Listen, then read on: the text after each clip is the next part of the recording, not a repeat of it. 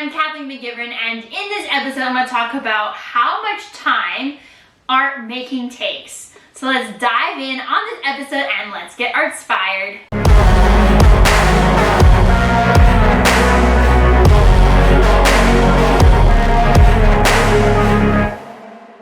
Answer number one is it's going to take longer than you expect. For instance, the current painting that I'm working on, I convinced myself I would finish it in a week. Because I am insane. Did that happen? No, it's been now 2 months and I'm almost done all my base layers. I'm about to move into the details stage of this painting. I'm super close. I'm not quite there yet. I do gotta do some tinting still of some piece of, and finish up some parts, but I'm getting there. I'm hoping to have it done in 2 months. That is so long, because if you think about it, how many paintings could you make in a year? I guess it's big. This is terrible. So I need to speed up my art making process, clearly. Anyways, and then I have some unfinished pieces, and then Facebook just reminded me that I started them a year ago, and they've just been sitting in my studio, I guess, for a year, but I never glazed them yet. I'm like, cool, I should probably do that. So the answer is longer than you expect. Number 2, it depends on the time you have and your experience. So if you're new at something for me, painting is newer for me than my ceramic process, so it takes me a lot longer because I'm like reworking things and like figuring things out, or I make a mistake and I'm like, oh, what was I doing? Anyways, it takes me longer than expect every time. And then also the amount of time you have. So like even though for ceramics, I can work quickly, it's the time thing that is a problem. And so like if for instance I try to like, okay, I'm gonna wake up tomorrow at 4 a.m. well, it's really hard to wake up at 4 a.m. to go to your studio to make more time. Anyways, when I go in at night after working and I'm tired and I'm like, and then all of a sudden it's midnight, I'm like, oh cool, I've been here for 3 hours, it's already midnight. Anyways, so it depends on the time you have. Depends on the time you have, and depends on your experience. It's going to allow you to figure out how long it's going to take to make.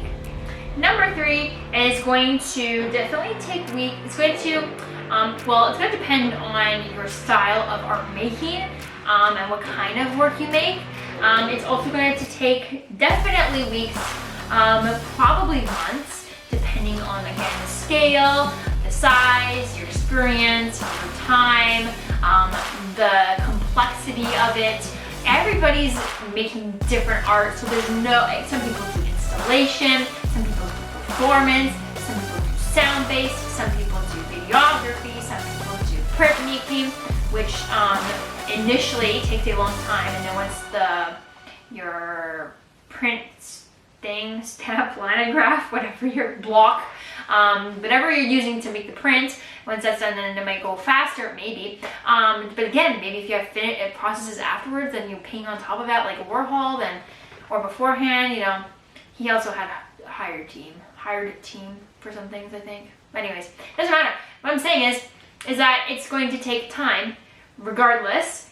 Again, probably weeks, definitely months. Number 4, it's going to depend on the size and scale. For instance, you might bust out a lot of works that are, if they're small. You'd be surprised at how big some of the masters' artworks are. For instance, like Van Gogh made lots of works, but you don't know how big those are, right? Like if you're making a bunch of smaller artworks, it might take a lot less time, right? It's just simply a lot less surface to cover. However, the bigger it gets, a little bit more complex it might get as well, again, depending on your style. And therefore, it's going to take a little longer to have simply more surface area to cover. And that's just natural.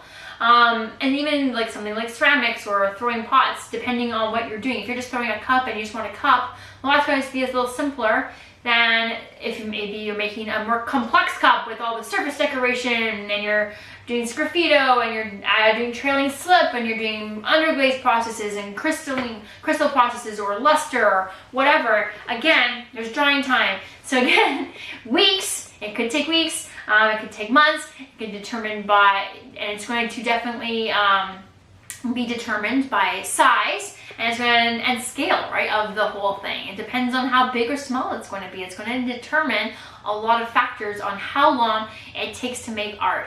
But overall, again, I would say it's always going to take longer than you expect. So you can, I would set a nice, lovely goal for yourself, but don't be super hard on yourself if you don't get there. But it's good to set a time frame, because if you leave it unlimited, you're just never going to finish it. And all of a sudden, Facebook will be reminding you that it's been a whole year since you started that. And you'll be like, where did the time go? I don't know. And you'll be like, oh, cool, I made one artwork in a year, or half an artwork. So don't let that be you. And that's just that's just not for me either. It's just one of the artworks that I have sitting on my shelf that I'm staring at right now that I just never finished. And Facebook just reminding me I made it a year ago, and it's been sitting there. I need to fire it. So dumb.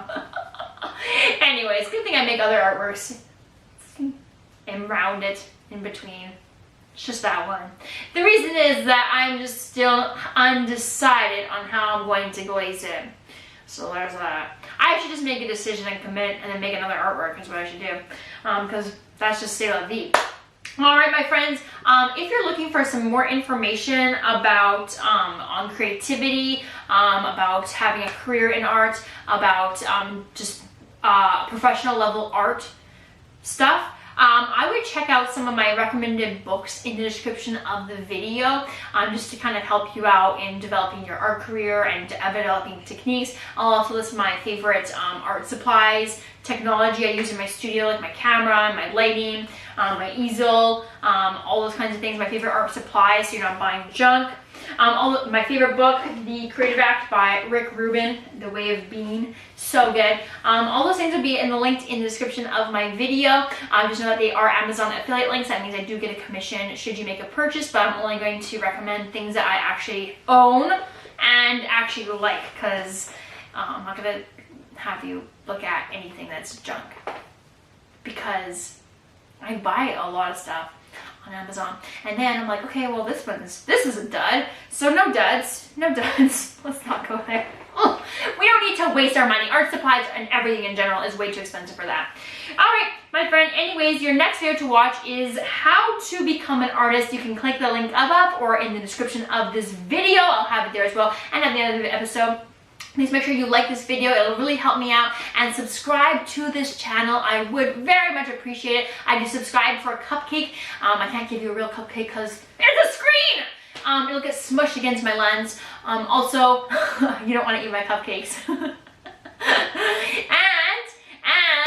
I will make an artwork instead. So I will do an artwork for the channel, actual professional level artwork. So at 1,000 subscribers, I'm going to make an acrylic painting of a man-eating cupcake. At 10,000 subscribers, I will do an oil painting of a cupcake that's out of this world. And at 100,000 subscribers, I'm going to do a ceramic sculpture of a cupcake. But you get to help me come up with a theme. So make it epic and subscribe to this channel. And I'll see you in the next episode.